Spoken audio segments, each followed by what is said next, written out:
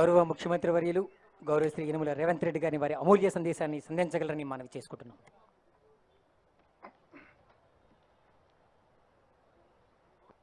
తెలంగాణ రాష్ట్ర రోడ్డు రవాణా సంస్థ తరఫున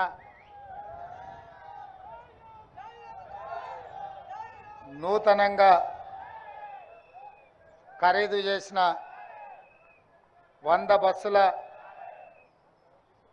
ప్రారంభోత్సవ కార్యక్రమానికి అధ్యక్షత వహించిన మిత్రుడు రవాణా శాఖ మంత్రివర్యులు పొన్నం ప్రభాకర్ గారు, కార్యక్రమంలో ముఖ్య అతిథులుగా విచ్చేసిన ఉప ముఖ్యమంత్రి వర్యులు బట్టి విక్రమార్క గారు, మిత్రులు మంత్రివర్యులు దుద్దిల్ల శ్రీధర్ బాబు గారు, సోదరుడు పెద్దలు కోమటిరెడ్డి వెంకటరెడ్డి గారు, సోదరిమణి సీతక్క గారు, అదేవిధంగా చాలామంది మా శాసనసభ్యులు, రవాణా శాఖ ఎండి సజ్జనార్ గారు,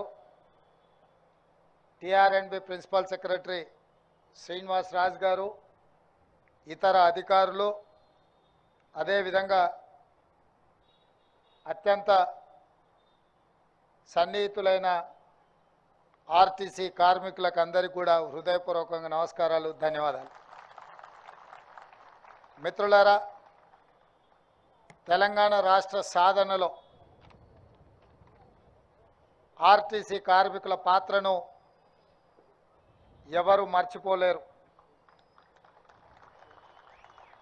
ఆనాడు రాజకీయ పార్టీలు రాష్ట్ర సాధనలో వెనకడుగు వేసినప్పుడు, రాజకీయ పార్టీల వల్ల తెలంగాణ రాష్ట్ర సాధన సాధ్యం కాదు అని ఆలోచన చేసినప్పుడు ప్రొఫెసర్ కోదండరామ్ గారిని పొలిటికల్ జేఏసీ చైర్మన్గా నియమించి వారి నేతృత్వంలో సకల జనుల సమ్మెకు పిలుపునిచ్చి ఆనాడు ఆ పిలుపుని అందుకొని వేలాది మంది ఆర్టీసీ కార్మికులు ఉద్యమం బాటలో నడిచి రాష్ట్రం నలుమూలల రవాణా సౌకర్యాన్ని స్తంభింపజేసి మీతో పాటు సింగరేణి కార్మికులు, విద్యుత్ కార్మికులు, కుల సంఘాలు, తెలంగాణ సమాజమంతా అండగా నిలబడి ఆనాడు తెలంగాణ రాష్ట్ర సాధనలో మీ వంతు పాత్ర పోషించిండ్రు. కాబట్టి ఈరోజు తెలంగాణ రాష్ట్రంలో మనం నిలబడి 100 బస్సుల ప్రారంభోత్సవ కార్యక్రమాన్ని జరుపుకుంటున్నాం. రాష్ట్రం వచ్చినాక మీ సమస్యలన్నీ పరిష్కారం అవుతాయని మీ కార్మిక సంఘాలను పిలిచి ఆనాటి ప్రభుత్వాలు చర్చలు జరిపి దీర్ఘకాలికంగా అపరిష్కృతంగా ఉన్న మీ సమస్యలు పరిష్కారం అవుతాయని మీరందరూ భావించినారు, మేము కూడా భావించినాం. కానీ దురదృష్టవశాత్తు తెలంగాణ ప్రజల కోసం తెలంగాణ ప్రజలు ఎన్నుకున్న ప్రభుత్వం కార్మికులను శత్రువులుగా చూసి మీరు తెలంగాణ రాష్ట్రంలో సమ్మెకు పిలిపిస్తే దాదాపుగా 90 రోజులు మీరు సమ్మె చేపట్టిందని నేను అనుకుంటున్నా. రోజు దాదాపుగా నెలల కొద్దీ మీరు సమ్మె చేసినా ఆనాటి ప్రభుత్వం మీతో చర్చలు జరపలేదు. 36 మంది కార్మికులు తెలంగాణ రాష్ట్రంలో సమ్మె సందర్భంగా చనిపోయినరు. కనీసం ఆ కుటుంబాలను ఆదుకోవాలన్న ఆలోచన కూడా ఆనాటి ప్రభుత్వాలు ఆలోచన చేయలే. మీ కార్మికుడే ఖమ్మం జిల్లా వాసి పెట్రోల్ పోసుకొని తగలబెట్టుకున్నప్పుడు అతను చావు బతుకుల మధ్యలో ఉంటే ఓవైసీ హాస్పిటల్లో మేమందరం వచ్చి ఆ కార్మికును పరామర్శించడం జరిగింది. ఆ తర్వాత వారు మరణించడం జరిగింది. ఆ కుటుంబానికి ఆర్థికంగా లోటు లేదు. ఆర్టీసీ ఉద్యోగం లేకపోయినా బ్రతకగలిగే స్తోమత ఉన్నా వేలాది మంది సహచర కార్మికుల సమస్య పరిష్కారం కావాలి, ఆనాటి ప్రభుత్వానికి కనువిప్పు కలగాలి అని ఆ కార్మికుడు ప్రాణత్యాగం చేసిండు. అయినా మీ కార్మిక సంఘాలను రద్దు చేసిండ్రు తప్ప కార్మిక సంఘాలతోని ఆనాటి ప్రభుత్వం చర్చలు జరిపే ప్రయత్నం చేయలేదు. మీ సమస్యను పరిష్కరించాలన్న ఆలోచన చేయలే. నాకు తెలిసి ఆ రోజే మీ సంఘాలను రద్దు చేసి మీ కార్మికుల సమస్యలను చర్చల ద్వారా పరిష్కరించని ప్రభుత్వాన్ని రద్దు చేయాలని ఆ రోజే మీరు సిద్ధమైనరు. మీరే ఆనాటి నుంచి ఆనాటి ప్రభుత్వాన్ని రద్దు చేయడానికి బ్రాండ్ అంబాసిడర్లుగా మారి బస్సు ఎక్కిన వాళ్ళను బస్సు దిగిన వాళ్ళను ప్రతి ఒక్కరిని ఇక ఏమాత్రం ఆనాటి ప్రభుత్వాన్ని క్షమించకూడదు అని చెప్పి ప్రతి ఒక్క ప్రయాణికుడికి చెప్పి ఈరోజు ప్రజాపాలన రావడానికి కాంగ్రెస్ ప్రభుత్వం ఏర్పడడానికి మీరు అత్యంత ముఖ్యమైన పాత్ర పోషించరు అని చెప్పి పిసిసి అధ్యక్షుడిగా ఈ రాష్ట్ర ముఖ్యమంత్రిగా ఈ వేదిక మీద నుంచి నేను చెప్పదలుచుకున్నా. అందుకే మిత్రులారా, ఎన్నికల సందర్భంగా మేము ఎన్నికల మేనిఫెస్టోలో పెద్దలు శ్రీధర్ బాబు గారు ఆడబిడ్డలందరినీ కూడా ఉచిత బస్సు రవాణా సౌకర్యాన్ని ఏర్పాటు చేయాలి అని వారు నిర్ణయించారు. ప్రభుత్వం ఏర్పడ్డ ఎంబడే వారు ఆదేశించారు. 7 తారీఖు నాడు ఎల్బీ స్టేడియంలో మేము ప్రమాణ స్వీకారం చేస్తే 9 తారీఖు నాడు 48 గంటల్లోపే ఈ కార్యక్రమాన్ని ప్రారంభించాలి అని చెప్పి మీ అధికారులకు మీ ఎండీకి పిలిచి మాట్లాడితే తప్పకుండా ఏర్పాట్లు చేస్తామన్నారు. 48 గంటల్లోనే శ్రీమతి సోనియా గాంధీ గారు హైదరాబాద్కు వచ్చి ఇచ్చిన హామీని మొట్టమొదటి హామీని అమలు చేసిన చరిత్ర ఆర్టీసీ కార్మికులది. ఈరోజు రాష్ట్రంలో కానీ జరుగుతున్న శాసనసభలో 15,21,00,000 మంది ఆడబిడ్డలు ఆర్టీసీలో ఉచిత బస్సు రవాణా సౌకర్యాన్ని వినియోగించుకున్నారు.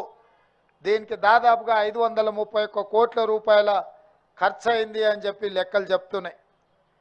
రవాణా ఏర్పాట్లు అమలు చేసింది మీరైతే మీకు అవసరమైన నిధులు బట్టి విక్రమార్క గారు ఈ సంస్థ లాభాలలో నడవాలి, కార్మికుల జీత భత్యాలు 1 తారీఖున వాళ్ళ ఖాతాలో పడాలి అన్న ఆలోచనతోటి ఇతరత్ర ఖర్చులను తగ్గించుకొని దుబారా లేకుండా నిజమైన అవసరాలను దృష్టిలో పెట్టుకొని ఒక కుటుంబ పెద్దలాగా తమకు వచ్చే ఆదాయాన్ని పొదుపుగా అవసరాలకు వినియోగించుకునే విధంగా బాధ్యతాయుతంగా ఆర్థిక మంత్రిగా వారు కార్మికుల ఖాతాలో ఆ నగదు వేయడం జరుగుతుంది. ఇవాళ మనస్ఫూర్తిగా నేను వారిని అభినందిస్తున్నా. తెలంగాణ రాష్ట్రంలో కాంగ్రెస్ ప్రభుత్వం ఏర్పడ్డ తర్వాత మొట్టమొదటి బడ్జెట్ని ఈరోజు శాసనసభలో ప్రవేశపెట్టిండు. వాస్తవాల ప్రాతిపదికన నిజమైన అంకెలతో ఈరోజు బడ్జెట్ను ప్రవేశపెట్టిండు. గత ప్రభుత్వం గత సంవత్సరం 2,90,000 కోట్ల రూపాయల అంచనాతో బడ్జెట్ ప్రవేశపెట్టింది. అధికారులతో మాట్లాడితే ఈసారి 3,50,000 కోట్లతోని అంచనాలు తీసుకొచ్చి ఆర్థిక మంత్రి గారికి చూపించారు. వారు అడిగినరు, ఇది వాస్తవ రూపం దాలుస్తుందా, ఇది నిజమేనా అని. లేదు సార్, ఇది వాస్తవ రూపం దాల్చదు, ఇది అబద్ధమని అధికారులు వారికి చెప్పిండ్రు. మరి అబద్ధాలను నాతో ఎందుకు చెప్పిస్తున్నారు అని అడిగితే గత 10 సంవత్సరాల నుంచి ఇదే అలవాటు అయింది సార్, ఆ అలవాటుతో మళ్ళీ మీతో కూడా అబద్ధాలు చెప్పిద్దామని వస్తే వాళ్ళు వచ్చిండ్రు. అప్పుడు బట్టి విక్రమార్క గారు చెప్పారు, నిజమైన అంకెలు తీసుకురండి, నిజమైన సంఖ్యనే నేను శాసనసభలో పెడతా అని వారు చెప్తే లెక్కంతా నికరంగా తేలింది 2,75,000 కోట్ల 891 కోట్ల రూపాయలు లెక్క తేలింది. నేను అడిగిన బట్టి గారిని, పోయిన సంవత్సరం 2,90,000 కోట్లుంటే ఈసారి ఇంకా 50,000-60,000 కోట్లు పెరగాలి కదా, మరి మీరు 15,000 కోట్లు తగ్గించి బడ్జెట్ ప్రవేశపెడితే ప్రతిపక్షంలో అసలే అబద్ధాలు మాట్లాడేటోళ్ళు ఉన్నారు, ఉన్నది లేనిది ఉత్తదే బట్టగాల్చి ముఖం మీద వేసేటోళ్ళు ఉన్నారు, ఎట్లా ఎదుర్కొంటావంటే నిజం నా దగ్గర ఉంది, నిజం నిప్పు లాంటిది, ఎవరు అబద్ధాలు చెప్పినా అది చూస్తూ ఊరుకోదు, వాళ్ళు ఏం మాట్లాడినా నేను నిలబడి సమాధానం చెప్తా, నేను చూసుకుంటా, నిజాలే చెప్తానని చెప్పి వాస్తవాల ప్రాతిపదికన ఈరోజు రాష్ట్ర శాసనసభలో 2,75,891 కోట్ల రూపాయల బడ్జెట్ను ప్రవేశపెట్టిండు. ఆదాయం తగ్గిన మీకు ఇవ్వాల్సిన నిధులను మాత్రం ఆపలేదు. ఇవాళ మీ ఉద్యోగాలకు సంబంధించి 2015లో మీ బకాయిలను పెండింగ్ పెడితే పొన్నం ప్రభాకర్ గారు ఆర్థిక మంత్రి గారిని నన్ను అడిగిండు. అడిగితే నేను ఆర్థిక మంత్రి గారికి సూచన చేసిన ఏం సంగతి అని. లేదు, 100% వాళ్ళకి ఇవ్వాల్సిందే, 280 కోట్ల రూపాయలు ఇవ్వాలా, మీకోసం బట్టి విక్రమార్క గారు విడుదల చేస్తున్నారు, పెద్ద ఎత్తున వారిని చప్పట్లతోని గౌరవించండి. ఎందుకంటే మళ్ళీ ఏమన్నా మనసు మార్చుకున్నాడు అంటే లేనిపోని పని అవుతుంది. పెత్తనం నా దగ్గర ఉన్నా తాళం చేయి బట్టి అనే దగ్గర ఉంది నగదుకు. నేనైనా బట్టి గారికి చెప్పాల్సిందే. కాబట్టి మిత్రులారా, ఈరోజు నేను ఒక్కటే మాట చెప్పదలుచుకున్నా. ఎందుకు ఇన్ని వివరాలు చెప్పినా అంటే, మనం రోజు చికెన్ మటన్ తిని ఆరోగ్యం దెబ్బతింటే డాక్టర్ దగ్గరికి వెళ్ళి పథ్యం పాటించమని చెప్తాడు. అప్పుడు ఏమవుతుంది, మార్చిన కారంతో తినాల్సి వస్తుంది కొంతకాలం. మార్చిన కారంతో తింటే మనకు నష్టం లేదు, ఆరోగ్యం కుదుటపడుతుంది.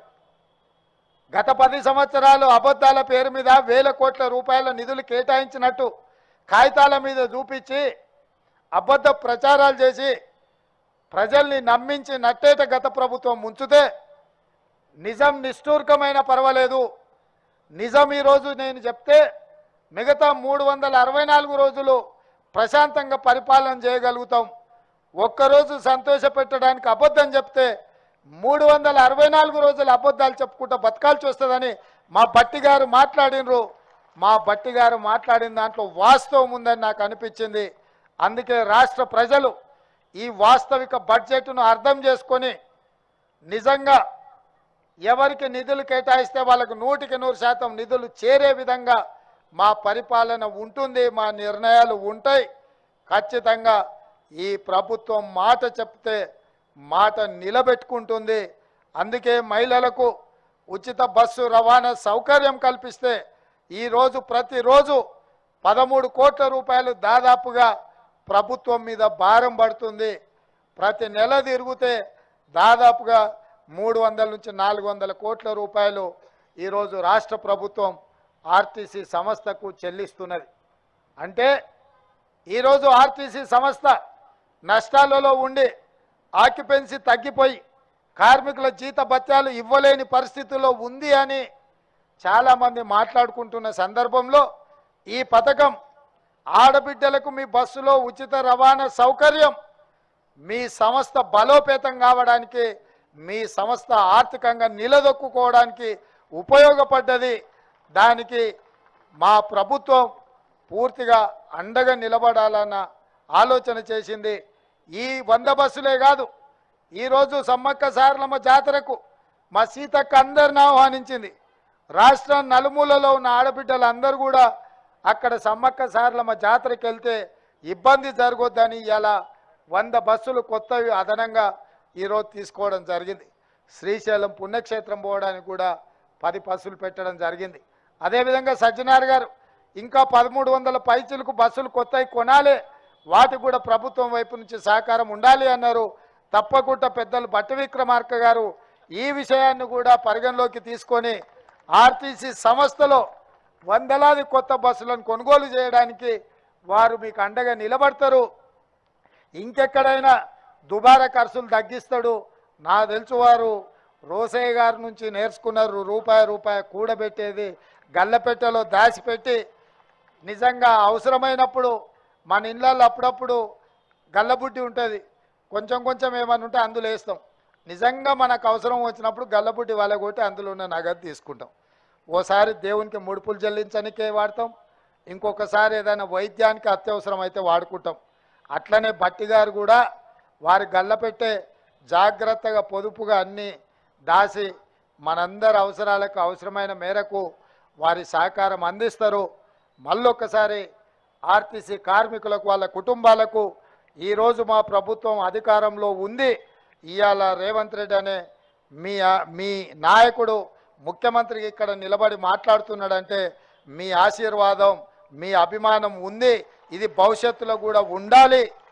ఎందుకంటే మీరు వేరు మేము వేరు కాదు, మనందరం ఈ రాష్ట్రాన్ని అభివృద్ధి పదం వైపు నడిపించుకునే వాళ్ళం. మీరందరూ చిన్న ఏమైనా సమస్యలు వచ్చినా మా దృష్టికి తీసుకురండి, వాటిని పరిష్కరిస్తాం. మా మంత్రివర్గం అంతా కూడా అందుబాటులో ఉంటుంది. నేను కూడా 24 గంటల్లో 18 గంటలు ప్రతిరోజు పని చేస్తూనే ఉన్నా. వయసు ఉంది, ఓపిక ఉంది, మీ సమస్యల్ని పరిష్కరించే శక్తి ఉంది, చిత్తశుద్ధి ఉంది. తప్పకుండా ఒక మంచి పరిపాలన అందించి ఈ దేశంలోనే తెలంగాణ మోడల్ ఉండాలి, తెలంగాణ మోడల్ లాంటి పరిపాలన ఇవ్వాలని ఇతర రాష్ట్రాల వాళ్ళు మాట్లాడుకునే విధంగా రాష్ట్రంలో పరిపాలన అందిస్తామని తెలియజేస్తూ మీ అందరి దగ్గర సెలవు తీసుకుంటున్న మిత్రులారా.